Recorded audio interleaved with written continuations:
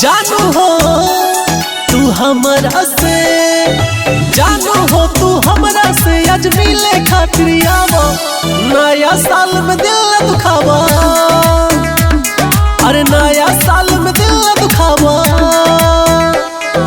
Greeting card तू लिख के अपना हाथे से लियावो।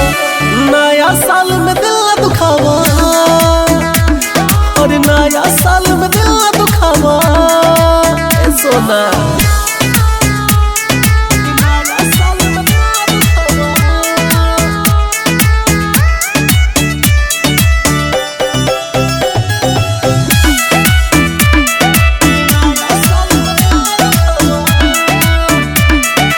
फायदा नइखे कौनो लेट कइला से, प्यार बढ़ी जाला भेट कइला से। हे सोना सुना ना, अरे फायदा नइखे कौनो लेट कइला से, प्यार बढ़ी जाला भेट कइला से। मिलन बा जरूरी जानी दूरी तू बढ़ावा। नया साल में दिल न दुखावा, अरे ग्रीटिंग कार्ड लिख के अपना हाथ से लियावा। नया साल में दिल न दुखावा।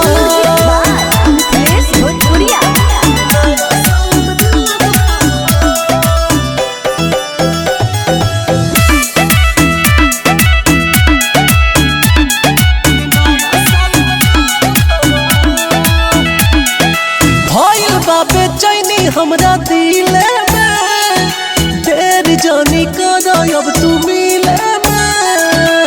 ए सोना मान जाना, आए हाय भइल बा बेचैनी हमरा दिले में, देर जानी करो अब तू मिले में। अजित विकास अभिषेक के तू ऐसे जानी सतावा।